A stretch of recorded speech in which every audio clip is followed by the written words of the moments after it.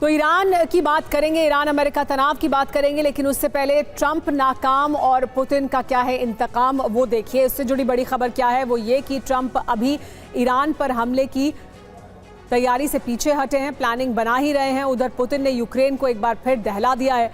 रूस की फौज ने राजधानी कीव समेत 9 इलाकों में बारूदी वर्षा कर दी है। रूस ने ज्यादातर यूक्रेन के ऊर्जा ठिकानों को तबाह किया है। दावा किया जा रहा है कि पुतिन की फौज ने यूक्रेन पर बैलिस्टिक मिसाइल और शाहिद ड्रोन से हमले किए हैं।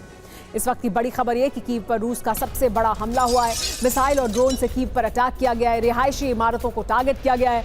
मिसाइल हमले से इमारत में आग लगती हुई दिखाई दी और ये रिहायशी इमारत थी जिसमें आग लगी है। टारगेट किया जा रहा है रिहायशी इमारतों को। ड्रोन और मिसाइल का इस्तेमाल किया जा रहा है। एनर्जी इंफ्रास्ट्रक्चर को भी निशाना बनाया जा रहा है। यूक्रेन पर लेकिन रूस की तरफ से पूरी रात हमले किए गए। कीव के कई इलाकों को टारगेट किया गया। किंडरगार्टन और रिहायशी इमारत पर अटैक किया गया। रूस के हमलों से इमारतों में आग लगी है। देखिए किस तरह की आग लगी है। इसमें किंडरगार्टन भी इस आग की चपेट में आ चुके हैं। इसमें रिहायशी इमारतें भी इसकी चपेट में आई हैं और यूक्रेन लगातार यही आरोप रूस पर लगा रहा है कि रूस मिसाइल और ड्रोन का इस्तेमाल कर रहा है, लेकिन यूक्रेन के रिहायशी इलाकों में आम लोगों पर अटैक किया जा रहा है।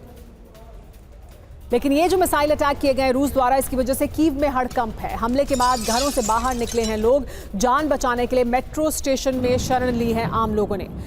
तो मेट्रो स्टेशन शेल्टर का काम कर रहे हैं। इस तरह की रात भर क्योंकि हमले किए जा रहे थे, उसके बाद लोग अपने घरों से बाहर निकले और मेट्रो स्टेशन में जाकर शरण ली है।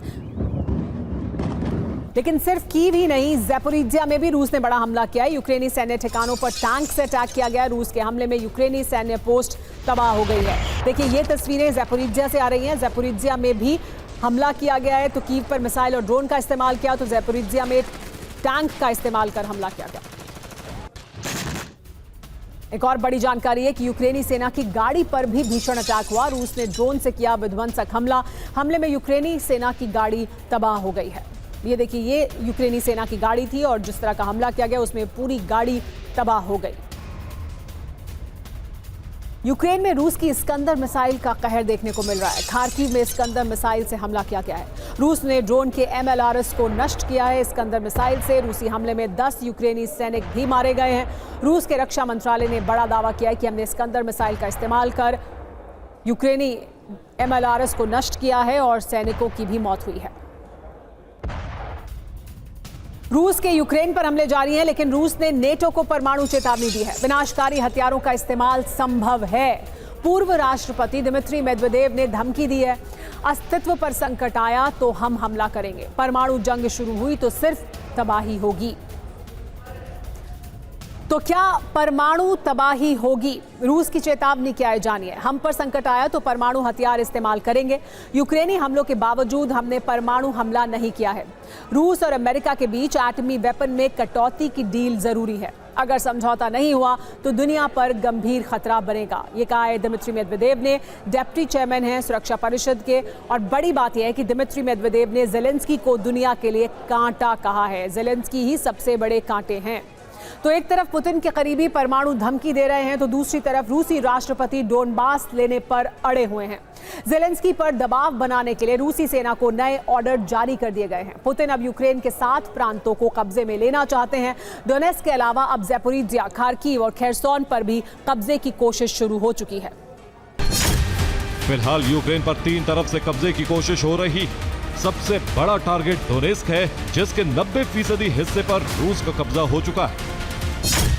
रूस का कब्जा प्लान तेजी से आगे बढ़ रहा है। लुहांस्क पर रूसी सेना का संपूर्ण कब्जा है, जबकि डोनेट्स्क इस वक्त रूस का टारगेट नंबर 1। खार्किव पर भी कब्जे की कोशिश की जा रही है। इससे भी रूस ने टारगेट पर रखा है। सूमी भी रूस के टारगेट पर। यह रूस का तीसरा टारगेट माना जा रहा है। ऊपर चेरनीहिव तक रूसी सेना कब्जे की कोशिश में, लेकिन यूक्रेनी सेना के प्रमुख का दावा है कि ज़ैपोरिज्जिया भी अब रूस का टारगेट बन चुका है। इसलिए यहां बैलिस्टिक मिसाइलों से हमले की शुरुआत हो गई।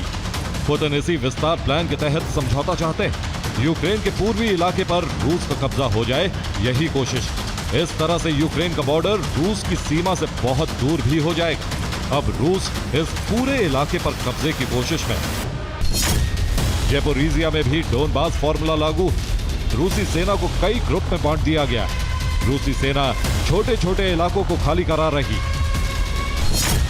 पहला मोर्चा खार्किव है, जहां जमीन और हवा से हमले किए जा रहे हैं। रूस का मकसद संपूर्ण खार्किव पर कब्जा करना है। दूसरा मोर्चा ज़ैपोरिज़िया में खोला गया है। यहां रूसी सेना पहले से मौजूद है, उसे और मजबूत किया जा रहा है। तीसरा मोर्चा काला सागर के किनारे ओडेसा का, इसकी जिम्मेदारी नेवी को दी गई।